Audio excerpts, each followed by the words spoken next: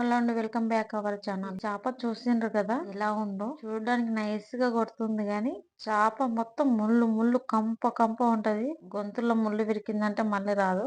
నాకు తెలియక ఈ చేప తీసుకొని ఎలా ఉంటుందో చూద్దామని ట్రై చేశాను. ఒకసారి అనుభవిస్తే గానీ ఎవరికి తెలియదు. అందుకే నేను అనుభవించాను, నాకు తెలిసింది ఇలాంటి చేప జన్మలో తినకూడదని. ఉప్పు, కారం, మసాలా, అల్లం వెల్లుల్లి పేస్ట్ అన్ని కలుపుకొని రెడీగా పెట్టుకున్నాము.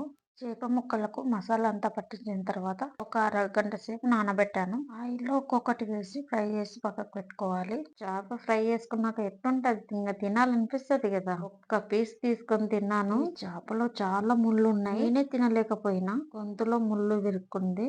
చేప తిన్న తర్వాత 2 రోజులు అవస్థ పడ్డాను. గొంతులో విరుక్కున్న ముళ్ళు అరటిపండు తింటే పోతుంది అన్నారు. అన్నం ముద్ద మింగితే పోతుంది అన్నారు. అస్సలు పోలేదండి. హాస్పిటల్ కి వెళ్ళాలేమో అనుకున్నాను. ఆ దేవుని దయ వల్ల నేను బయటపడ్డాను. ఇలాంటి చేపలు తినకండి.